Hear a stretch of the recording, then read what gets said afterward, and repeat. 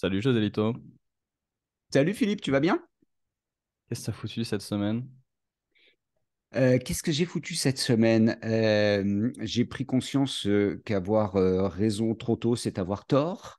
Donc, je suis en train de finaliser, je fais deux choses. Je suis en train de finaliser un ouvrage autour de Job to be done, Ça, on va qui pas en va, reparler, on a un épisode ça, on va de pas la en semaine reparler. dernière, donc on va le mettre en dessous. Je suis en train de bosser là-dessus et j'ai fait j'ai eu de bons échanges cette semaine. C'est marrant parce que je ne sais pas pourquoi, mais j'ai eu trois bonnes conversations avec des patrons d'agence. Et, euh, et j'ai l'impression, mais tu vas me le dire, hein, on va le partager, mais que il y a eu toute une période, on a longtemps parlé des outils, des outils, des outils, des outils, des outils. Donc ça y est, ça s'est fait en partie, pas pour tout le monde, mais quand même. On va parler des outils AI, des outils AI, des outils no-code, des outils no-code, des outils AI. Voilà. Mais une fois qu'on a passé ça, quand tu discutes, non pas sur LinkedIn, qui est un peu l'Instagram professionnel où tout le monde est heureux, où tout va bien, quand tu commences à plonger un Ah, il y peu a dans la vraie vie, un peu de ces failure derniers porn quand même temps, sur LinkedIn. ça parle beaucoup de deux sujets. euh, les communautés. Alors, je te le donne comme ça parce que Pareil, on met le lien de l'épisode sur les communautés juste en voilà, dessous, qui est le ça, même au passage. ça cause beaucoup sur les communautés, les communautés, les communautés et organisation, organisation, organisation. Ah, ça me plaît, ça. Il y a Fred Cavaza qui parlait de permacrise, donc j'ai bien Ça aimé fait le terme, longtemps mais que je n'ai pas lu voilà. Fred Cavazza Eh nulle ben, part. récemment, Il est de retour. il a écrit un papier très intéressant et il emploie ce terme de permacrise. Donc, alors, Joli. arrêtez de dire c'est la crise. Voilà, permacrise. C'est tout le temps. Voilà. Et, Le et coup d'état permanent. je bute, euh, plus j'avance, que ce soit chez mes clients ou avec les partenaires avec qui je discute, je vois ce sujet qui arrive de OK, OK. Il y a la permacrise, beaucoup vont vers la fidélisation, en disant, bon, l'acquisition, ça coûte cher, c'est machin. Euh, j'ai eu pas mal d'échanges avec ma communauté donc, autour de Winning by Design, où il y a des CEO, des RevsUp, beaucoup de CMS. Des C'est revenus plutôt, architectes. C'est quoi des il y a CMS? des Des revenus Content architectes. Management System? Non, non, Customer Success Manager. Et Ah, CSM. CSM, pardon, CMS. CSM. Et c'est intéressant parce que bah, les CSM te disent, tiens, d'un seul coup, on parle de nous. Ça arrive, on se dit, mais au fait, Customer Success, on en fait quoi? Et les sujets que j'ai avec eux, je leur dis, bon, c'est une histoire d'outils. Non, non, c'est bon, on a tous les outils. C'est maintenant comment on organise. Ça y est, on est multicanal, on a des tas d'outils, on a des tas de trucs. Et j'entends On parler de a des middle tas de stagiaires. management. Alors, on a des tas de stagiaires, ça queen, hein, Middle ça commence. managé par des alternants. Voilà, middle manager. Et là, tu dis, OK, j'entends beaucoup parler ces derniers temps de middle management. Je dis, ben, je croyais qu'on était dans des holacraties et qu'on avait enlevé tous ces concepts. C'est bizarre, ça revient. Croyez ça d'où? Je sais pas, tout le monde disait, mais non, c'est fini, tu Mais attends, sais, attends, les on est sur des femmes, équipes de les quelle taille hommes, là? tout est libéré. On parle d'agence? Alors, quand on parle d'agence, c'est entre, alors c'est moins de 100 collaborateurs, c'est la cinquantaine, d'accord? Ok. Donc Je ouais, commence à ça être entre mérite. 30 et Ça 50. commence à mériter du middle management, Ah, en ça effet. commence à mériter du middle management dans les entreprises. Alors, quand tu as plus de 5 personnes dans une équipe market et il y a pas que 14 alternants, ça commence à poser des questions aussi. Hmm. Et Ah bah passer 5, c'est un peu la bascule. comme Jusqu'à 5, avoir tu peux. raison trop tôt, c'est avoir tort. Je me dis que ça, c'est notre quotidien depuis longtemps. Je me dis, tiens, qu'est-ce qu'on a dans les tiroirs d'avant? Qu'est-ce qu'on peut ressortir aujourd'hui à propos de ces sujets d'orga et du marketing de maintenant? Qu'est-ce que t'as dans le pipe? Bah, j'étais sur une équipe là de 25 pour le coup, et pas en agence. D'accord. OK. Euh, pour une grande entreprise de services B2B OK. française, ou enfin un groupe international mais avec une grosse filiale française. Et c'est super évidemment, c'est vraiment intéressant et passionnant. Grâce à toi d'ailleurs, parce que j'ai enfin eu mon syndrome de l'imposteur. J'ai longtemps cru que le syndrome de l'imposteur c'était pour les incompétents. Je referai un post LinkedIn un de ces jours. J'ai déjà ma punchline. Mais bref, c'est assez sympa. Donc, on a ressorti Modern Marketing des tiroirs. Et ouais, c'est Bien. super intéressant. Donc, la question que je me pose aujourd'hui, c'est est-ce que le directeur marketing est le meilleur ami du PDG? Ah, d'aucuns le prétendent. Certains disent que en fait, ça devrait être le PDG. Ça, c'est aussi un vrai sujet. Je pense que Directeur ou euh, directrice, directrice ou PDG. directeur marketing, l'ami du PDG, ça devrait, à mon sens, mais et de plus en plus. Et là, dans le cas sur lequel été amené à travailler, c'était assez intéressant parce que le marketing est complètement hors C-suite. En C-suite, OK. je ne sais pas s'il y aurait un équivalent français du mot C-suite qui est bien pratique pour dire vraiment un peu le COMEX. C'est le top niveau de management. Donc tout ce qui commence par un C, CEO, CMO, CFO, tout ce que tu veux. Donc directeur marketing, directeur financier, Directeur technique, directeur directeur des général, directeur opérations, technique, directeur, directrice et exactement. directeur, DRH, des RH. DSI. Et Oui, ce qui est bah, marrant, c'est que tu as raison, il n'y a pas de terme pour ça, parce que quand tu parles du COMEX, t'as pas forcément des CMO COMEX. Pas toujours. ouais, COMEX, je sais même pas la définition d'un COMEX, hein. Je sais pourquoi, à quoi fait référence le mot, mais je saurais même pas le définir. Donc bon, en tout cas, voilà, c'est suite. Et donc, bah, j'aimais bien cet article de McKinsey aussi, dans la veine de Modern Marketing, qui disait le marketing doit parler la langue de la C-suite, le marketing doit être le partenaire de la C-suite, et le meilleur ami du DSI, de la DRH, la direction, pas la directrice, et de la direction générale, et surtout de la direction financière, dont il comprend le langage et à qui il peut parler, et pas montrer des trucs trop fuzzy. Donc, il y a tout un article comme ça, on va plonger un petit peu dans le sujet. C'est un des sujets. Et pourquoi? Alors, on a fait un autre épisode l'autre jour avec Stéphane où on disait bah, la mission, c'est aussi de désiloter l'entreprise via le marketing. Stéphane nous disait, mais comment veux-tu désiloter autrement que par le marketing? Le marketing, c'est la voix du client. Et bah, le client, c'est peut-être le meilleur point pour désiloter.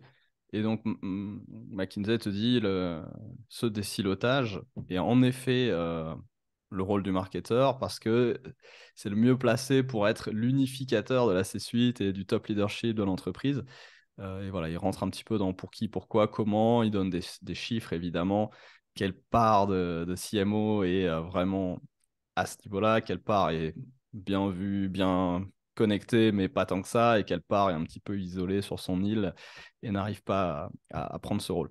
Donc, hyper intéressant. Euh, et voilà, tous les sujets de modernisation, de maturité du marketing, les retards de la France dont on a longtemps parlé ici, tu vas nous en reparler aujourd'hui. Puis je propose de commencer par les principes premiers du marketing. C'est quoi le principe premier du marketing? C'est quoi le marketing?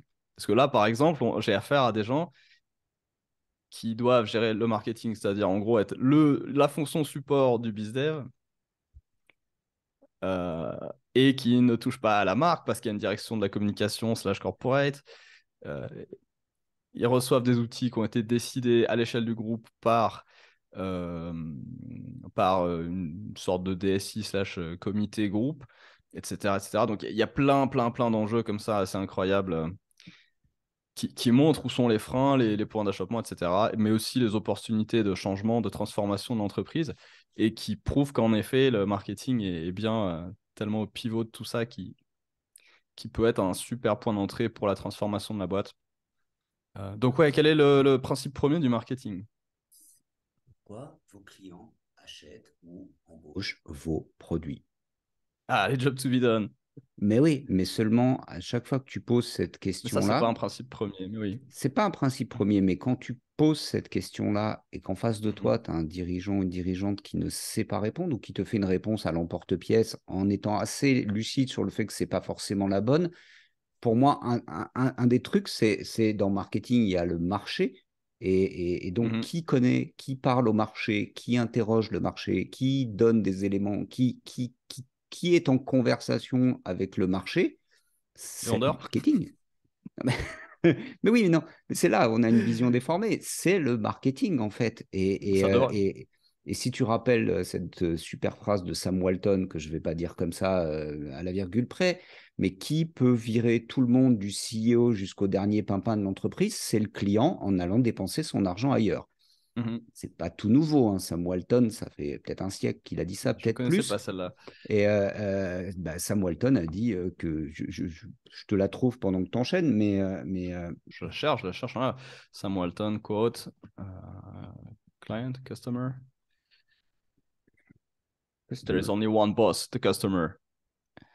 And he can fire everybody in the company from the chairman down simply by spending his money somewhere else. Pas Point. mal. Point. Donc tu poses ça, tu le rappelles et tu dis, OK, c'est Ben qui le voilà, ça c'est le boss? principe premier du marketing, ou presque. Et moi Parle au je vais boss. prendre Vas-y. mon propre fétiche qui est Peter Drucker. Yes, bien sûr, Et voilà. bien sûr. Donc déjà, quel est le principe premier de l'entreprise?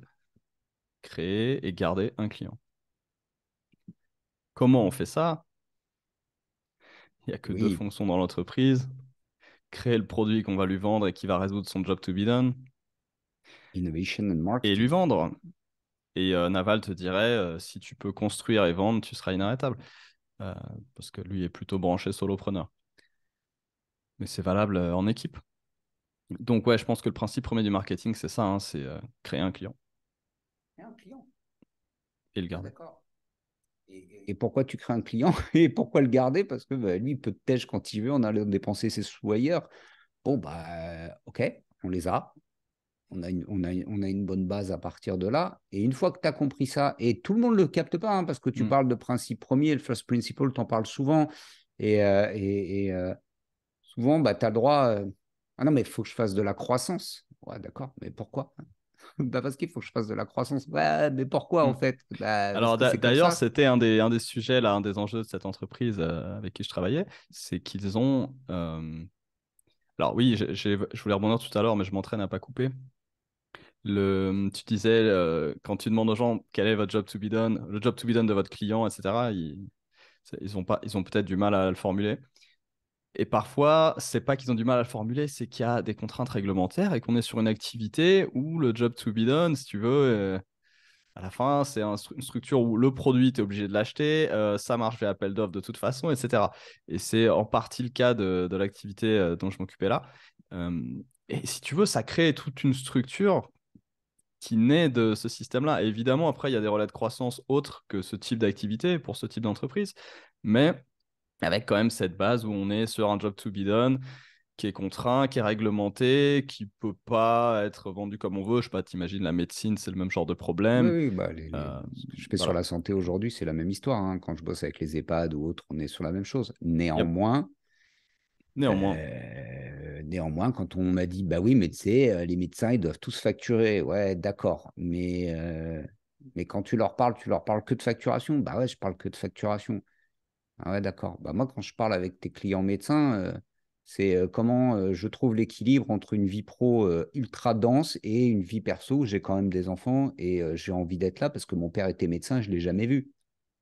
Ah ouais, ils pensent à ça? Bah, en tout cas, ouais, ils y consacrent du temps et de l'énergie. En tout cas, le marché est attentif à ça.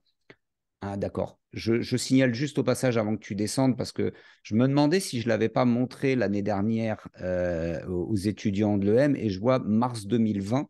Donc, effectivement, ça fait un petit bout de temps Ouais, ouais, ouais. qu'on a ce document sous les yeux et qu'on Il est y a même un peu consacré plus vieux du que temps. ça, je crois. J'avais regardé. Il est pas hyper vieux, mais il a Mars plusieurs années. 2020, c'est marqué là en haut, tu vois, 2 mars 2020, là, tout en haut à gauche, Ouais. sous le titre.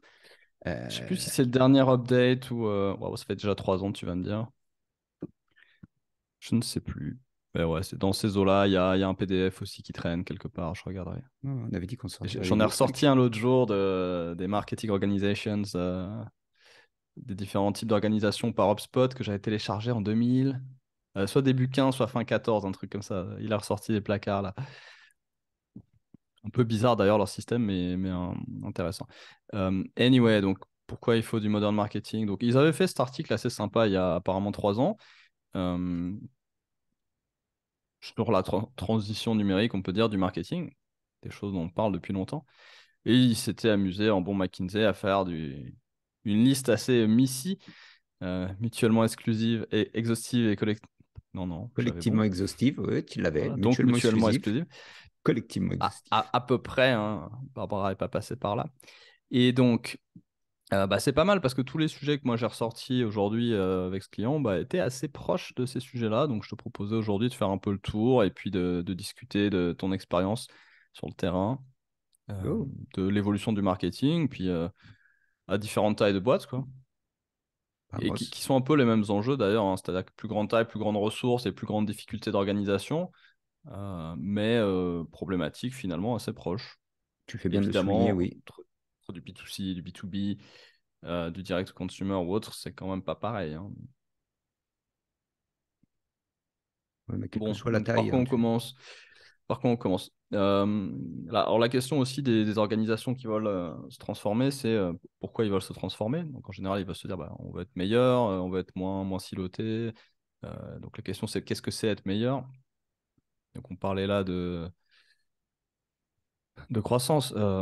C'est vrai que pareil, quand tu es dans un marché qui est en croissance naturelle, tu peux oublier de te mettre les piles en disant ouais, si, regardez, on a fait ABCD, puis on a fait plus 3%.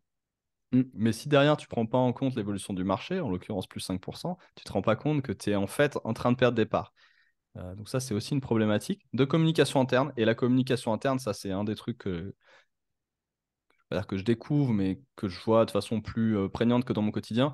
À ces tailles-là, devient capital.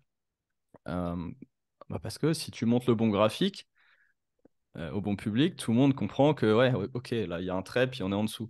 Alors que sinon, les gens se disent, ouais, ouais, bon, on a fait plus 3 là, on a eu des bonus, on a fait des bénéfices, on a eu l'intéressement, on a eu la participation. Ça va, quoi. Ce qu'on fait, ça marche. Pourquoi se décarcasser beaucoup plus? Alors que si tu arrives en disant, bon, bah, contrairement au marché, par rapport au marché, il nous manque 2 points. Donc, tous nos concurrents sont en train de nous grignoter année après année. Tu vois, ça met tout de suite une autre pression et une autre motivation. Donc, ça, c'est peut-être un point premier. Donc, pourquoi devenir meilleur? Et ensuite, qu'est-ce que c'est être meilleur? Euh, bon, moi, j'ai listé 2, 3 éléments, mais je pense que tout ce qu'on a ici est finalement le plus intéressant. Euh, qui a l'aspect outillage, entre guillemets, ce qu'ils appellent enabler, puis l'aspect compétence. Et moi, je l'ai distillé de façon encore plus tassée avec donc, le côté rapidité d'exécution, je pense qui est crucial aujourd'hui, qui passe par l'agilité notamment. On peut l'appeler excellence opérationnelle aussi, donc capacité Ouais, à vraiment ouais, faire des trucs ouais, gros, compliqués et vite.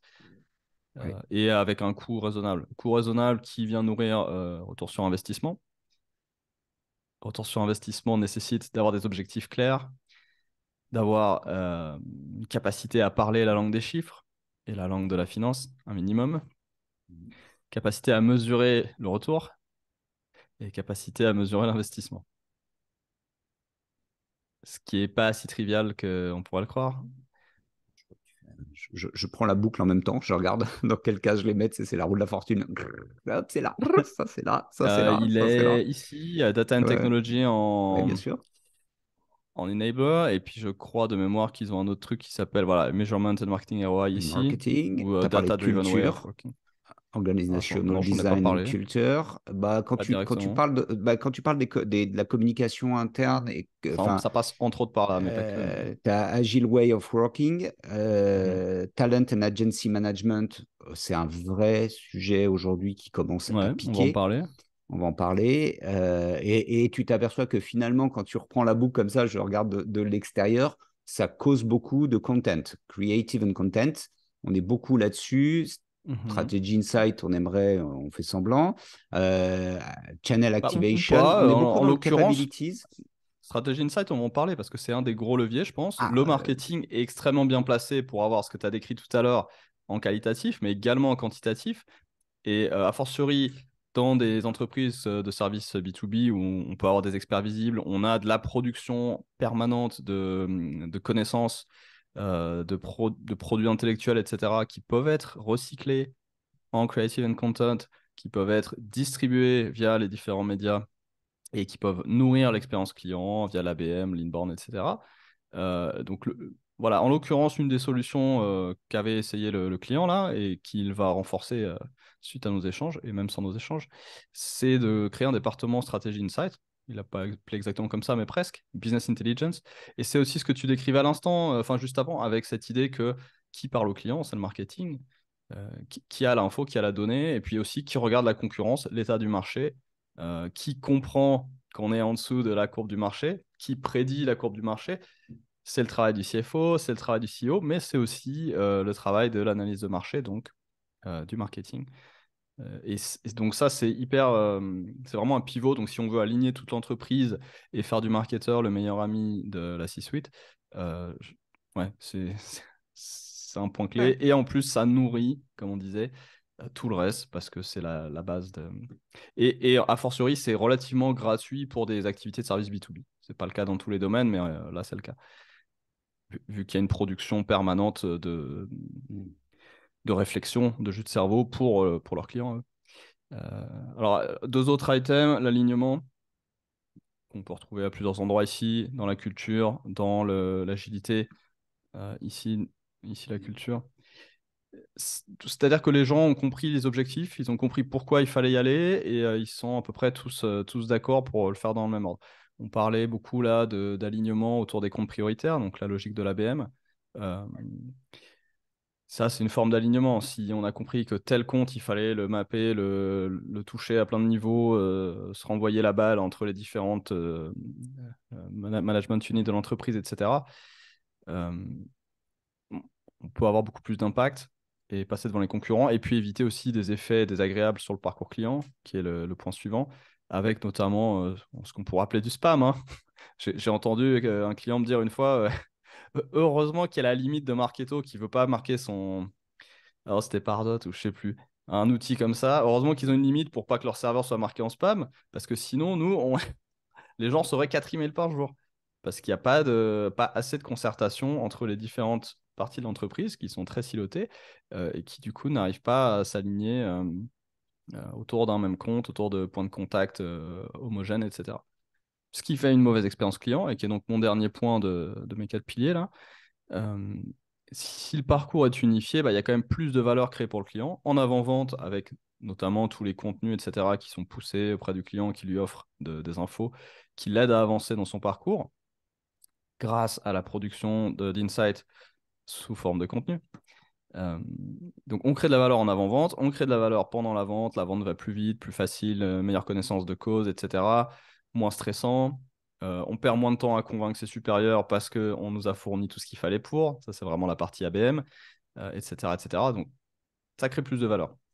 Euh, et en après-vente également pour les référals. Je vois Voilà. cette Et puis roue à l'alignement l'écran. produit.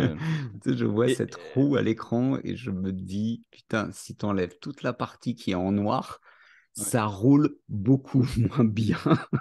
Tu sais, et en bleu C'est foncé. dans le nom, non?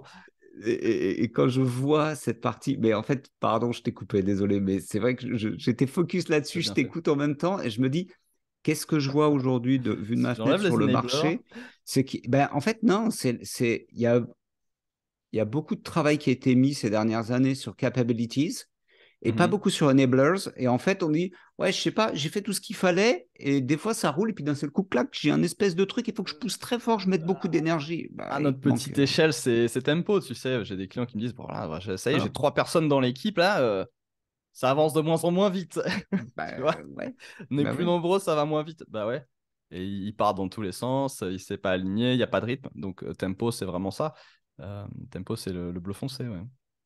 Et les Bah, assistants, c'est le bleu clairement, clair. c'est ça. C'est le bleu. Exactement. On est vraiment là-dedans. Et finalement, tout ce côté, bah, on a pris des alternants, on a pris des machins, on a fait des machins. Ça y est, on est une grosse équipe. Euh, d'accord? Ça se peut rien. Mais de l'autre côté, quand je te disais en préambule, bah, il y a du middle management qui est en train d'arriver. Bah ouais, mais toute la partie organisation, process, Hmm. l'agilité, Alors, recrutement middle des management, talents, c'est de l'orga. etc., et la data, c'est super léger en fait. On est trop léger là-dessus Dans encore. ma Search Console, j'ai des clients. Certains, il y a des années sur année, je crois que j'ai vu x30, x60 sur le trafic par rapport à l'année précédente. Et j'en ai d'autres qui sont ex-clients qui n'ont pas vraiment mis en place les efforts et ils ont moins 30% année sur année. Alors qu'ils partent de zéro, donc ils ont moins 30% sur zéro. Ils ont un trafic négatif. Je caricature à peine. Et c'est pas. avec nous, c'est plus 60, enfin, fois 20, et sans nous, c'est moins 0,3. C'est juste, on fait ou on fait pas, tu vois. Et c'est des boîtes, en effet, qui ont des alternants, des stagiaires, des machins. Et, pareil, alternants stagiaires, c'est pas des ressources. Dans l'ensemble, c'est pas des ressources, surtout les stagiaires. Les alternants, ça, c'est une ressource, mais un peu compliquée à gérer quand même. Donc, ok, c'est des gens qui sont en formation, quoi. Tu peux pas t'attendre à ce que ça te fasse exploser ta boîte. Peut-être dans des grosses boîtes où c'est très structuré et ils viennent plugger des trous comme ça. Bref. Alors, qu'est-ce qu'on disait? Ouais, customer experience. Bon, on en a parlé 1000 fois, hein. Euh, mais voilà, c'est ça qui décilote aussi, c'est le fait d'avoir. Parce que tu vas commencer à parler au produit.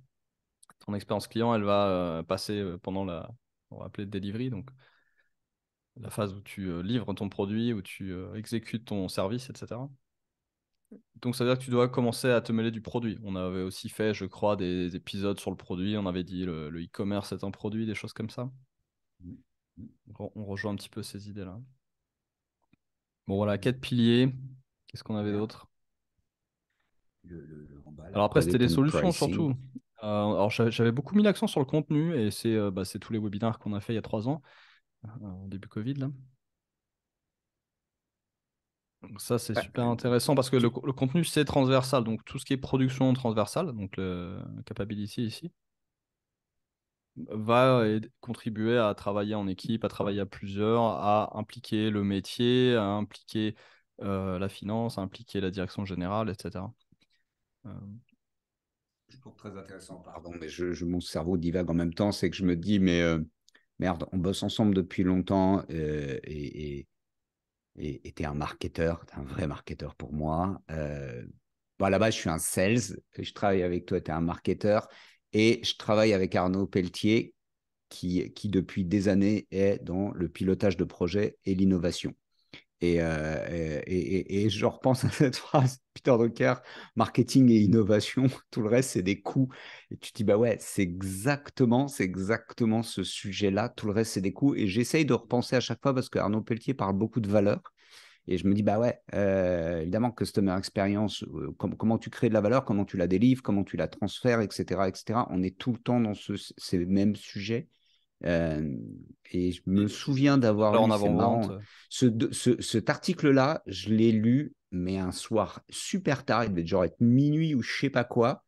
Je l'ai fait défiler sur mon smartphone. Merci Fred Cavaza, faut arrêter de vendre, enfin, arrêter avec les ordinateurs, donner les gens ont des smartphones. Je me souviens d'être dans mon pieu, de lire le bordel et de me dire, ah ouais, ça c'est un truc important. Ça c'est sûr, ça c'est un truc important. c'est un bon résumé. Et c'est un bon résumé. Et quand je le revois aujourd'hui en discutant avec toi, je me dis, ouais, c'est un bon résumé. Il n'y a pas besoin d'avoir 10 000 trucs différents. Celui-ci est un bon résumé.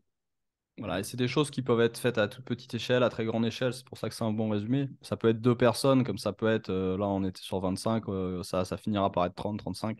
Peu importe, tu es le CEO Totalement. d'une petite boîte, bah ta culture autour de l'agilité et de la data, tu peux pas l'ignorer. Et ça, il faut que tu en parles avec ton marketeur parce que finalement, Ça, je veux dire. c'est souvent lui qui est au milieu de tout ça. Product et pricing, à chaque fois, on me dit On non, n'en mais mais c'est c'est parlé du bon. produit, mais Bah ouais, voilà, non, tu mais vois. Enfin, quand on on me en a dit parlé, je product l'avais and même pas vu, mais pricing, bah il est ouais, là. je dis ok, d'accord, mais qui s'occupe de ça? J'ai eu une discussion ce Marketing produit. week-end. J'ai eu une discussion ce week-end avec une très ancienne boîte, un très très ancien client, et je lui dis comment ça, t'as pas changé ton prix? Il me dit ah non, non, c'est toujours le même prix depuis 2009 ou je sais pas quoi, ou 2010. Mais ouais, mais il est content en fait. Et je lui dis bah so what? Pourquoi c'est toujours le même prix? Ton cas qu'il n'a pas bougé. Et tu vois, tu commences à toucher le fil de mais ton cas qu'il n'a pas bougé, bah non. Et puis en fin de conversation, on dit ouais, il y a un nouvel entrant sur le marché et tout. Ah d'accord. Et le prix, il n'a pas bougé. Vous êtes sur quoi? C'est un monopole d'État? Il y a quoi? Il se passe quoi dans l'histoire? Ça, ouais, non, mais c'est une niche. Ah, ok, mais vous êtes combien d'acteurs? Quatre. Et vous faites tous entre 1 et 2 millions d'euros par an. Et tu appelles ça une niche qui va intéresser absolument personne? Bon, non, on s'en fout, hein. Ok, les gars, je serai vous, je Ah, si commencerai à si me c'est un relever. marché, un marché total à 8 millions, c'est pas gros, hein. c'est pas gros. Mais tu as 3 étudiants qui sortent d'HEC qui se disent tiens, c'est marrant, il y a ce truc-là, et est-ce qu'on peut pas les foutre le bordel et qu'ils prennent 2 millions? Bah, sur un marché à 8 millions, il y a 4 acteurs, ça va un peu les taquiner, tu vois ce que je C'est veux ça, dire? ouais, c'est pas gros. Pas gros, mais c'est pas parce que c'est, tu vois, ça peut intéresser des gens peu ambitieux ou peu importe. Mm. Donc, Mais pour le coup, si tu es resté sur un marché comme celui-là, qui n'est pas en croissance, en petite croissance pendant toutes ces années, ça revient à ce qu'on disait tout à l'heure, bien choisir ses objectifs, qui est pour le coup, alors moi, j'ai fait une liste de thématiques et de solutions pour aller vers, l'amélioration du marketing et du business development, et deux, ce rôle de transformation à l'échelle de toute l'organisation, pas que du marketing, via le marketing. Et donc j'avais quoi? J'avais 5 rubriques qui sont pas tout à go. fait les mêmes qu'ici, hein, parce que l'objectif est pas le même, mais ça se rejoint. Alors qu'est-ce qu'on a? On a la gouvernance leadership, et on a la stratégie et planning, Ok. qui pourraient être groupés sous le premier, mais tu verras pourquoi c'est séparé. Toute la partie production transdisciplinaire, qui revient un petit peu à tout ça et à mettre en place toutes ces capacités ensemble pour produire du contenu, des campagnes et une expérience client, etc.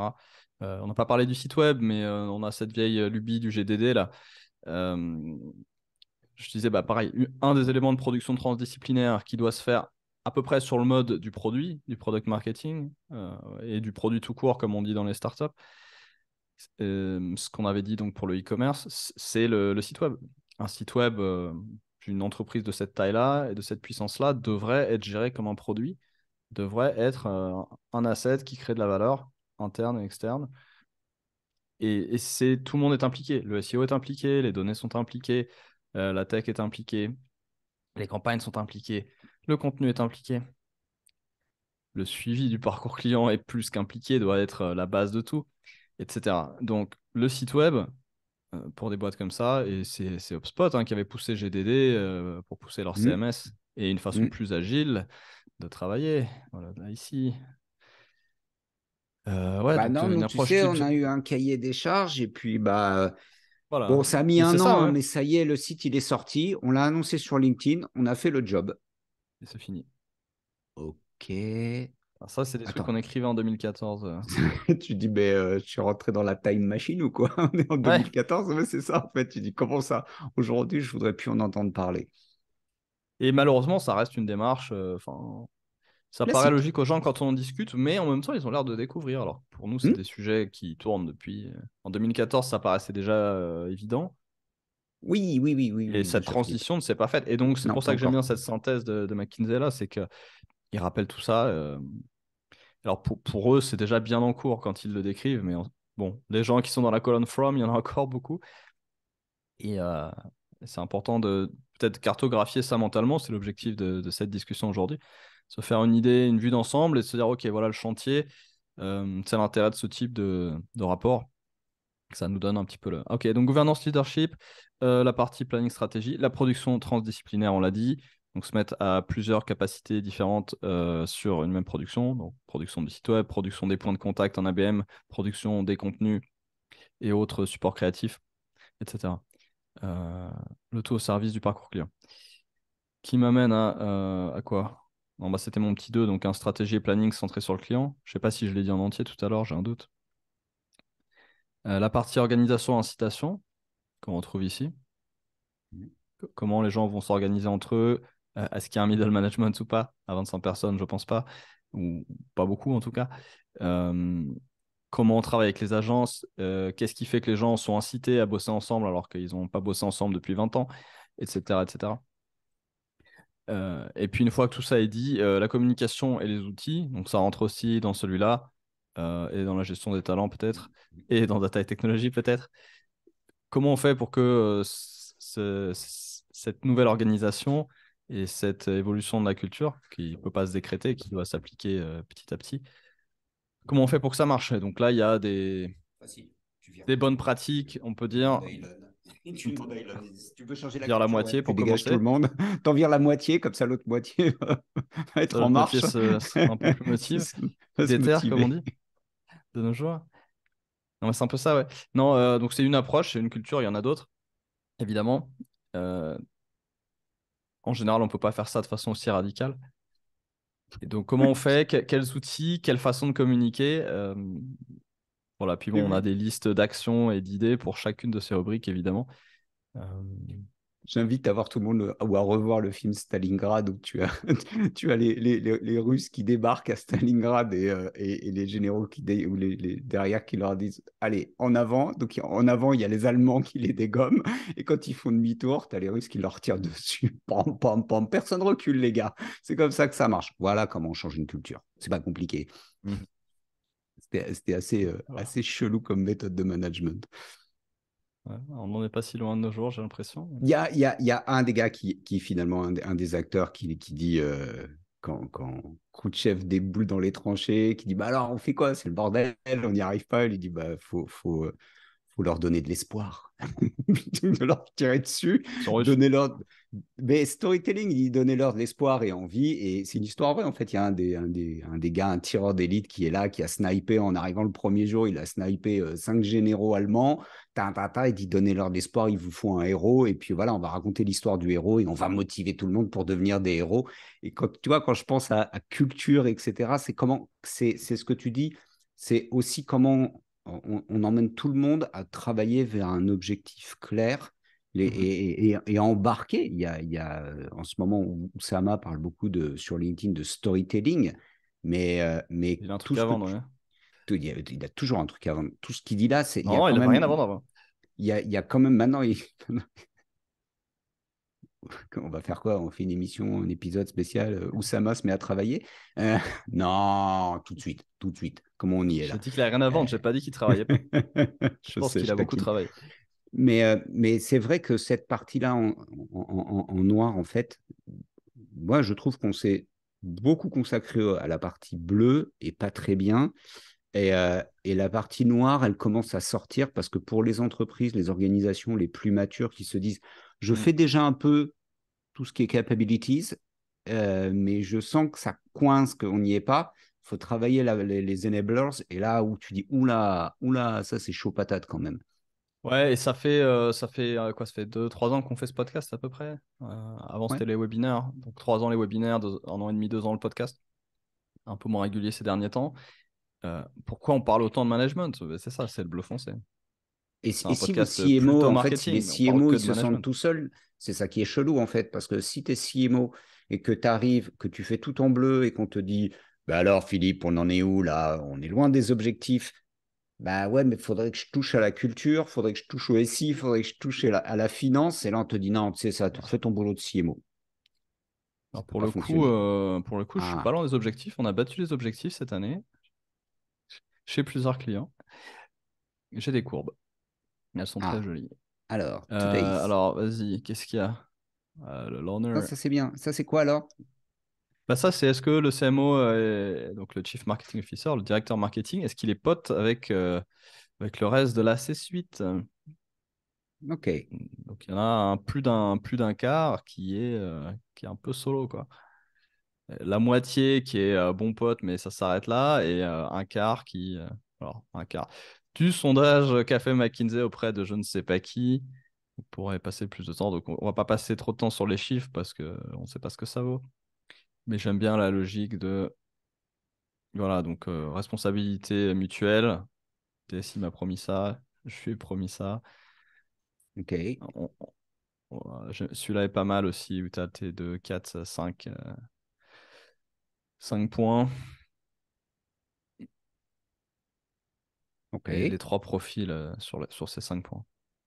Donc oui, c'est comme tu disais, est-ce que tu as la possibilité est-ce que tu as le droit est-ce que tu as l'autorité de travailler sur l'ensemble des points de contact, on peut dire, du client, de toucher le parcours du début à la fin. Ça veut dire que tu touches au produit, ça veut dire que tu touches au pricing, ça veut dire que tu touches à l'avant-vente, ça veut dire que tu touches au commercial, ça veut dire que tu touches au support client.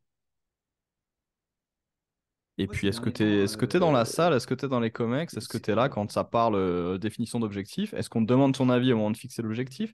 Est-ce qu'on te la, demande ton avis Ouais.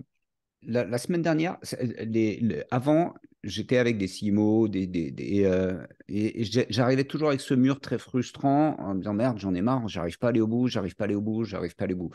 La semaine dernière, j'ai bouclé une mission avec un COMEX, donc vraiment le comité exécutif. Il y avait toutes les personnes qui doivent faire des choses, donc du C-level.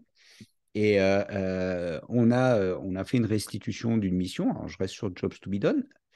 Et ça a été waouh, c'est super intéressant. Ah ouais, ça on le savait, mais on ne l'avait pas vu sous cet angle, etc. Le fait que tout le monde était présent dans la pièce, Mm. bah, ils sont repartis en mode ok, c'est bon, maintenant on a compris quelque chose, super. Comment on va faire ce qui vient derrière? Ça, c'est un autre sujet. Mais là, je finis une mission la semaine prochaine, pareil, restitution. On met qui dans la pièce? Je commence par, bah, tu sais quoi, on va mettre CMO, Head of Product, direction commerciale, etc., Head of Sales. Je pré-présente ma restitution à mon client, qui est le Head of Sales. Et là, je regarde, je reçois l'invitation sur Google et je dis, bah, c'est qui tous ces gens que je ne connais pas? Ah, bah en fait, j'ai rajouté le CFO, j'ai rajouté un tel, j'ai rajouté un machin, j'ai rajouté machin qui est en ce moment en train de s'occuper du data lake. Et là, tu dis, yes, cool, on va mettre tout le monde dans la même pièce autour de la Tout table. ça à Et partir d'une mission de Job to be done ou- tout ça à partir de mission de Job to be done, hein. On est Sérieux? parti sur une mission de Job. Sérieux, ouais, ouais, non, mais quand Waouh. j'en parle, Philippe, c'est parce que d'un seul coup, là, quand je fais ma restitution, je dis, mais c'est pas moi, José Lito, consultant, qui vous dit les choses. Regardez, c'est vos clients. Vous avez des verbatims. C'est des gens à qui j'ai parlé et je leur ai pas parlé parce qu'il y avait un problème. Je leur ai Mm. pas parlé parce qu'ils sont contents. Ils ont laissé un avis favorable. Je leur ai parlé pour leur parler. Bonjour client. C'est quoi ta life? C'est quoi ton job? Qu'est-ce que tu veux faire dans la vie? Comment tu fais en sorte d'être tranquille dans ton existence? Et quand tu poses ce truc-là, c'est waouh, attends, bouge pas 2 secondes. Faut Ouais, peut-être en c'est ce que parler à disait plus de monde. Stéphane, hein, c'est le client qui peut faire le désilotage. Parce que pour résoudre les problèmes du client, il faut s'y mettre tous ensemble. Et Ah de bah oui, nouveau, oui, oui. principe premier du Oui. marketing, pour se mettre tous ensemble pour faire quoi? Pour créer la nouvelle chose qui va résoudre le problème et la mettre entre les mains du client au bon prix. Donc l'innovation et le marketing. Mais pour faire de l'innovation et du marketing, tu as besoin de toutes les fonctions qui sont, elles, les fonctions support. C'est vrai que quand on voit le marketing dans une fonction support, c'est une blague. Ah oui, non mais Tout le monde supporte le marketing. Et le marketing supporte financièrement, entre guillemets, puisque c'est lui qui génère le client. Je sais plus où je l'ai vu, là, il y avait une phrase sur le... Et voilà. Mais il y a marketing bien des is gens qui considèrent le... supportation. Voilà, mais c'est Antiquated. antiquated. C'est même pas antiquated. Elle date de quand, cette phrase de Peter Drucker? Elle date des années 60 ou Mais 70. oui, c'est pire qu'antiquated. Ça n'a juste jamais été valable. Ça a C'est pu l'être dangerous. d'un point de vue organisationnel, mais ça ne l'est pas d'un point de vue. Voilà, et on est dans un monde d'innovation aujourd'hui quand même, je pense, on a pu remarquer. Un peu. C'est ce qui demande. Voilà, donc le marketing comme porte d'entrée pour casser les silos, euh, cette vision leadership où tout le monde se met autour de la table et c'est le marketing quelque part qui amène tout le monde autour de la table pour résoudre les problèmes du client. Donc cet état d'esprit qui s'appelle customer centric, centré sur le client. Et les clients, c'est quoi? C'est des parcours complets, uniformes, sur lesquels on a la main et sur lesquels on peut intervenir. Et pourquoi pas pour des boîtes B2B, des comptes prioritaires, avec tous les pratiques issues de l'ABM, Account-Based Marketing. Et puis ensuite, on met en place des choses tous ensemble pour plaire aux clients. Puis on veut savoir ce qui marche et ce qui marche pas, pour faire moins de ce qui marche pas et plus de ce qui marche. Mais peut-être pour régler ce qui marche pas aussi. Et ça demande donc Et de alors, est-ce bien que tu penses, s'entendre avec ouais, la pardon, je te finance et laisse la finir data. parce qu'après je te pose ma question. Euh, Vas-y, vas-y. pour arriver à ça, est-ce que finalement, vu que c'est un changement de culture, est-ce que tu décrètes du jour au lendemain, en bousculant tous les chiquiers, en bousculant tout l'organigramme, bon, CMO is the new CEO, ou est-ce que Non, non, tu non. fais appel à quelqu'un d'externe qui va commencer à initier la démarche en étant transversal? Moi, j'ai des questions autour Ouais. bah, on me dit revenu architecte, c'est quoi? Chief Ouais, Revenue alors c'est une de Officer, mes... RevOps. Ouais, c'est une de mes rubriques. Alors déjà, c'est pas CMO is the new CEO, hein. C'est CMO is the unifier of the rest of the C-suite. Donc le CMO met tout le monde autour de la table, chacun a son rôle. CMO va pas faire le job d'un CEO, un CEO va pas faire le job d'un CFO, etc. Premièrement. Parce que bah, je vois des boîtes où le CMO est là depuis quelques temps, et si du jour au lendemain, tu lui dis coucou, j'exagère le trait, mais tu deviens mon bras droit, ouh là là, t'as le CFO qui commence à s'énerver, t'as le head of sales qui commence à C'est dire, pas une ouais, question de bras droit, j'étais là c'est qu'on depuis est longtemps. partenaire. On est en Ok, partenaire. ok. Ça me semble important ce point-là parce que tu vois, c'est bien de dire, ok, c'est pas qu'il passe au-dessus ou machin, c'est qu'il s'assoit à la table en fait, Non, ça là veut où il dire n'est que pas assis voilà, normalement. ici, alors normalement, c'est pas normalement. On a vu les chiffres. On a vu que la normale, c'est plutôt les friends. Donc, ils sont plutôt un seat at the table, la plupart. Ok, Mais pas aussi défini, pas assez d'autorité, etc. L'autorité sur quoi? C'est pas sur les travaux du CFO ni celui du CEO, direction financière et direction générale. Il a l'autorité sur des parcours clients d'un bout à l'autre. Il a l'autorité sur les points de contact avec les clients. C'est pas le rôle de la DRH, c'est pas le rôle de la direction générale, c'est pas le rôle de la direction financière. Donc c'est pas qui va prendre le rôle des autres, en même temps, tu c'est dis que qui tu sais, va enfin pardon, avoir le droit de faire son rôle. je te coupe, mais il faut que je donne une anecdote parce que la semaine dernière, j'ai discuté avec la C-Suite, en fait, avec une boîte où il y avait tous les associés autour de la table et on me dit quoi?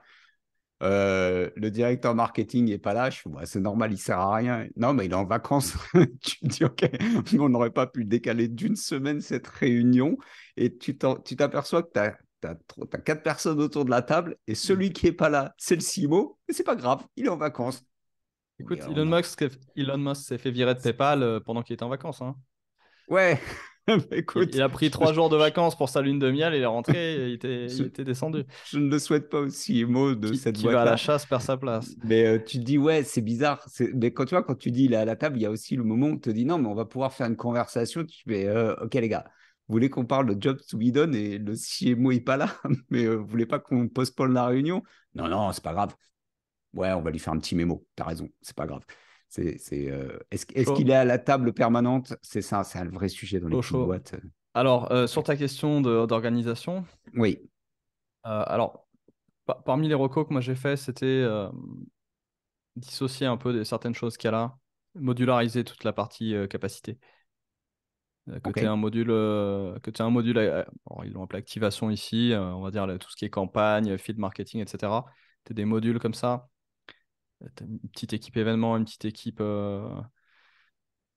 s- événement slash salon, hein, une petite équipe canaux, équipe SEO, etc. L'équipe contenu, l'équipe créative. Donc tout ça, déjà, je pense que c'est bien de le modulariser. Sur la partie fonction, alors comment je l'ai appelé? J'avais proposé aussi de faire des organisations transversales. Alors, eux, dans un de ces articles, encore un autre, je pense, ils parlent de brand tribes. Euh, Il y a des choses comme la marque qui vont devoir être très collaboratives pour éviter cette guéguerre de corporate qui dit mais le logo, vous n'avez pas le droit de le mettre à moins de 5 pixels à gauche. Nana. Des bastons comme ça. Et puis en dessous, ils sont là, ils font oui, mais on n'a pas les collatérales dont on a besoin. Pourquoi vous ne faites pas en mode même, quoi? Pourquoi il n'y a pas un outil où tout le monde poste ses créas, les gens votent, disent non, ça c'est mort, on la prend pas, celle-là, oh, elle est super, vas-y, on va te la refaire, on va la décliner, on va la diffuser à tout corporate, puis on va faire les versions locales pour les équipes locales parce qu'il y a des bureaux régionaux, etc. Donc tu peux créer un truc transverse comme ça. Et sur la question que tu me posais, toutes les fonctions que j'ai moi appelées coaching, transfo, enabler, euh, les sujets non urgents sont facilement noyés sous le quotidien. Et donc, des choses comme coaching agile, expertise customer client, voire Chief Transformation Officer, ça existe, donc directeur de la transformation, des choses comme ça. Ça, je pense, ça vaut le coup d'en faire des rôles séparés. Même la communication interne, si la boîte est assez grosse, je pense que ça vaut le coup d'avoir un rôle communication interne qui va taper dans les insights, qui va parler au métier, qui fait des interviews, qui utilise les ressources modularisées au contenu ici. Euh, Tu vois, et d'avoir vraiment ce flux qui prend les objectifs du leadership et qui les décline, qui les met en forme d'une façon digeste pour influencer la culture ici. Je l'ai perdu ici. Voilà. Donc, tous ces rôles-là, je pense que ça vaut le coup de les séparer. Il y a une notion qui vient de chez Amazon, excellent bouquin, qui s'appelle Working Backward, on vous mettra le lien, qui rappelle la logique d'Amazon de single-threaded leadership. Et il y a une autre citation assez connue de meilleur moyen qu'un truc soit pas fait, c'est d'en faire le boulot à temps partiel d'une personne. Surtout quelque chose de nouveau. Donc, il y a cette idée que ça marche quand même mieux de donner un rôle à quelqu'un. Donc, ma logique ici, c'est plutôt les parcours clients sont gérés plutôt par les stratèges marketing, des responsables, je sais pas, d'une verticale par exemple. et qui vont piloter toutes les ressources ici pour gérer ce parcours client, l'enrichir, créer des touchpoints en collaboration avec les ventes. Mais si quelqu'un doit s'assurer que la connaissance client est consolidée, que les pratiques customer-centric se développent, s'enrichissent, s'améliorent, atteignent les meilleurs niveaux, je pense que ça peut être une personne qui est chargée de ça à 100%, surtout dans une phase de transformation. Sinon, personne ne peut se faire taper sur les doigts. La personne qui gère la stratégie d'une verticale dans la boîte, tu vas arriver à la fin de l'année, tu lui dis, bon, bah, il n'y a rien qu'à avancer sur les chantiers, devenir plus customer-centric. Tu fais quoi? Tu la vires? Elle a fait ses leads, elle a fait ses événements, elle a fait tout ce qu'elle avait à faire. Tu la vires, tu la remplaces par qui? Tu la vires pourquoi? C'est pas possible. Donc, il n'y a pas d'incitation pour cette personne à faire l'effort supplémentaire du non-urgent. Donc, je pense que dans des cas comme ça vaut la peine d'avoir un tiers, interne ou externe, ou les deux, qui fasse du coaching, du suivi, et qui soit vraiment responsable que le chantier évolue.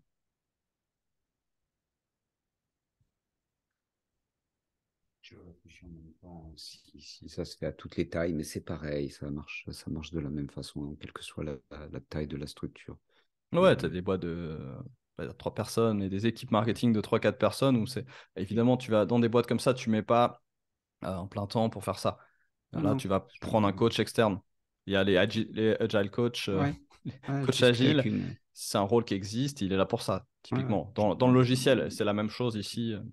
Je papotais avec une américaine qui parle de fractional CMO Mhm, et elle explique c'est très ça. bien. Elle dit en fait, moi, quand vous avez une petite Tempo encore. équipe qui n'a pas toujours le bon niveau de maturité, bah, pas besoin de prendre quelqu'un qui finalement va être mauvais 50% du temps parce que ça sert à rien.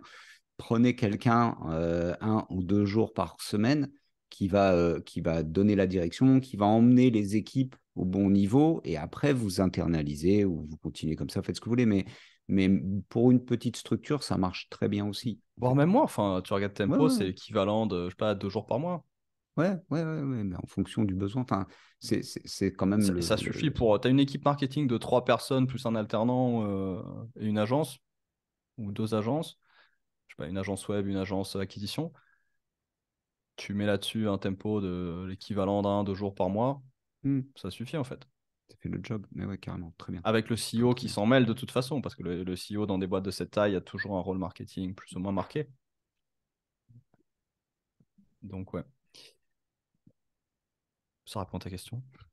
Ça me répond, ouais, ça répond à ma question, carrément. J'aime bien cette colonne from, parce que c'est tous les trucs qu'on a vécu et survécu. Survécu surtout. C'est clair, survécu, putain. Je dis, ah ouais, mais c'est horrible parce qu'en fait, ce qui est quand tu vois ça au bout d'un temps, alors j'ai toujours ce sujet, je pense aujourd'hui, hein, j'ai l'intime conviction qu'on est très en retard sur le marketing en France, et c'est pour ça que j'ai envie d'aller bouger en Espagne là pour voir si c'est différent et quel est le décalage. Je sais que c'est différent, je veux juste voir le gap. Et On dit pire en espagnol. peor. Muy, muy Donc, peor. et je veux juste voir ça, mais je sais déjà, j'ai déjà ma réponse. En fait, je me dis, plus les années passent et plus on se dit, ok, c'est pas qu'on est prétentieux, c'est pas qu'on est machin, c'est juste qu'on l'a vécu, on a poncé le sujet et arrive un temps où tu te dis, bon, je vais aller chercher des interlocuteurs qui sont plus avec le bon niveau de maturité. Par contre, j'ai la bonne nouvelle, je trouve que ces derniers temps, l'effet Covid, en fait, parce que justement, si tu n'as pas un élément extérieur, un impact fort qui vient de l'extérieur, tu dis, Hmm. bah, j'ai fait mes plus 2% ou mes plus 3%, ça me suffit. Et Puis là, le l'EBIS Covid, graphique, ça a qui balayé qui a porté la transition numérique dans votre entreprise? le Le Chief Covid. Transformation Officer, le DSI, Ah, le le, co- Covid. le Covid, ben ouais, carrément. Enfin, genre, tu vois, je me dis, mais ce Covid a accéléré. Et là, on s'est dit, ah, bah lui, on l'attendait pas, ce challenger. Je comprends plus mes clients. Alors là, pour le coup, je comprends pas. Le pricing, il est bon, tout est OK, c'est super, machin. Qu'est-ce qui est en train de se passer? Ah bah, il est en train de se passer que le marché a bougé à vive allure. La transformation est arrivée de l'extérieur par le client qui est le boss de tout le monde. Et ça donne missions que j'ai fait dans le domaine du sport où je dis, bah merde, je comprends pas, ça fait des années qu'il y a Basic Fit qui existe et aujourd'hui, je me fais challenger. Ah ouais, mais en fait, c'est les coachs sportifs. Bah ouais, mais il y en a toujours eu. Ouais, mais aujourd'hui, votre concurrent, il s'appelle YouTube. Ah ouais, Et pas merde. que, Asana Rebelle, yoga. Moi, je fais mon yoga avec mon app avant Ouais, d'aller à la gym. ah bah, tu vois, et Mais ouais, mais ça a vraiment, il y a eu un bouleversement profond. Et là, d'un seul coup, on se dit, maintenant, on fait quoi? Eh ben, faites du marketing, vous allez voir, ça va bien se passer. faites du marketing, ça serait une bonne conclusion. Mais j'ai pas fini. Non, alors l'agilité, on parlait vraiment de vitesse d'exécution, de qualité, d'auto-organisation, de moins de middle management. Le secret de SpaceX, c'était ça. On reparlera encore et encore d'agilité, de self-management, des outils informatiques qui permettent ça, notamment Jico.co. Et bah, là, c'est le cas. McKinsey insiste dessus et dit aller plus loin que les pilotes, mais la plupart des boîtes à qui je parle n'ont même pas encore fait les pilotes. Ouais, Mais il faut faire des pilotes. Faites des pilotes, pilote. c'est-à-dire tester l'agile sur des petites équipes. Prenez un de vos modules là, vous faites une petite squad sur le côté et puis donnez-lui une opération par quinzaine ou par mois. Euh, et pareil, quelles opérations? Et ben, il y a un process un peu clair. Ça passe dans la partie gouvernance dont on a peu parlé. Mais au-delà des objectifs, dans la gouvernance, c'est avoir quelque chose de. Quand tu es dans une boîte de cette taille-là et des boîtes qui sont souvent assez collégiales dans le B2B, c'est des partnerships, des choses comme ça, comme les boîtes d'avocats, tu vois, genre des cabinets. Dans ce genre de boîte, tu peux pas être trop directif, trop autoritaire. Tu dois rester un peu collégial, donc il Mm. faut être équitable. Donc il y a un moment, il faut structurer un process, l'exposer clairement. Et c'est un peu aussi ce qu'a fait Amazon avec son approche API First, où ils ont dit bah, tout est une API maintenant et tout passe par API. Et ça a aussi le mérite de réduire les dépendances. Alors sans aller jusque-là dans les boîtes dans lesquelles on parle, qui ne sont pas des Amazon et qui ne le seront jamais, mais réfléchir à comment rendre les choses équitables, transparentes. On a parlé aussi de les fameux SLA que mettait en avant HubSpot entre le Ouais, marketing et vente, c'est-à-dire des accords écrits, des agréments, accords en français, ouais, des contrats de service. Et donc, ouais, pensez c'est aussi ça. service en interne. Et ce que je disais aussi à cette équipe marketing, c'est ils ont une activité produit qu'ils veulent développer de plus en plus, mais c'est pas eux qui le font, ils sont là en support. Donc je dis, bah, qu'est-ce qu'on vient vous demander? Parfois, vous voulez pas le faire, parfois, vous voulez le faire sous condition, mais bon, en général, vous le faites pas, vous n'avez pas le temps, vous n'avez pas envie, etc. Donc, écoutez le marché, votre marché interne, qu'est-ce qu'on vous demande? Est-ce que c'est légitime et aligné avec les objectifs? Et si oui, bâtissez les capacités de le faire, même si ça vous saoule aujourd'hui. Ça peut être de l'externe, hein, ils vont faire un peu d'outsourcing avec des équipes dans d'autres pays peut-être. Donc, bâtissez ces capacités, formalisez l'interface et formalisez les conditions auxquelles vous fournissez ce service. Et ces conditions vont être d'être aligné avec les objectifs, d'être aligné avec le parcours client, d'être aligné sur des comptes prioritaires. Tu vois la logique? Mm. Euh, Mm. tu as un bâton, enfin, tu as une carotte, tu as les deux. Donc, utilise ta carotte en interne en tant que pour aligner tout le monde autour d'un objectif. Ok, je fais, mais mettez-vous à plusieurs, alignez-vous sur les parcours clients, alignez-vous sur les objectifs du groupe, etc. Euh, donc ça, c'est important aussi dans la partie gouvernance. L'agilité permet donc d'identifier ces projets qui méritent d'être exécutés vite, parce qu'ils ont été mis dans le backlog et qui collent aux critères. Et là, on les exécute le plus vite possible. Pour faire ça, il faut être le moins dépendant possible de la tech. Donc, on retourne dans les enablers avec toute la partie technologie, ce qui vous demande une super collaboration avec la DSI, voire la création d'une équipe parallèle, modularisée aussi, de type on appelle marketing ops, donc Mm. des gens qui font de l'exécution technique, qui font le lubrifiant, qui font l'enablement encore, de tout ce que font les équipes agiles, etc. Il nous reste 2 minutes, Philippe, c'est Allez, insupportable. bah Euh, pour faire tout ça, euh, il faut les bons talents, donc gros on va, partenariat avec la DRH, la on va devoir direction des faire un ressources deuxième humaines, épisode. Il va falloir qu'on se et, fasse un deuxième euh, morceau, c'est passionnant. et une gestion très modulaire, très structurée des agences, le tout avec du ROI, donc ça veut dire qu'on comprend le ROI, qu'on est pote avec le CFO et qu'on a les données de nouveaux partenariats avec la DSI. Garde-le pour la suite. Je te propose qu'on refasse un truc, qu'on se refasse un autre épisode là-dessus, parce que je pense que On là, fera cette des schémas partie-là, peut-être une autre fois. ouais, ouais, c'est important aussi ouais, de creuser ça, parce que je pense qu'il y a, on, on l'a pas assez développé à l'époque Ouais. parce qu'on l'a digéré en faisant comme d'habitude, hein, en allant J'ai un dans la vraie diagramme vie. de 2016 que j'ai sorti d'un webinar en 2020. T'étais pas là. Il y avait des gens de ton réseau, par contre, qui étaient là.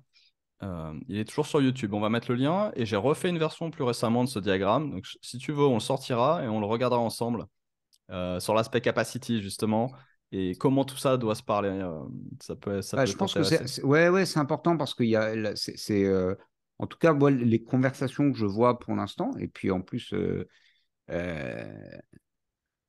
c'est marrant, je vais en discuter un peu avec des Catalans, donc ça va être bien de renchérir ça, mais je pense qu'on arrive au moment où on se dit, OK, je commence à comprendre pourquoi il faut le faire comme ça, et concrètement, comment je dois le structurer, à quelle taille d'organisation, et ce qui nous permettra de reboucler, parce que je l'ai quand même assez régulièrement maintenant, il y a 4 ans, ce n'était pas le sujet.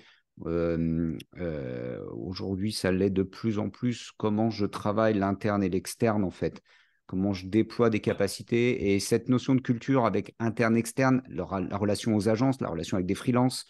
Tu vois, je parlais de fractional CMO, des choses comme ça, où on parle de tempo. Il y a 4 ans, tempo, c'était marteau-burin, dur à vendre.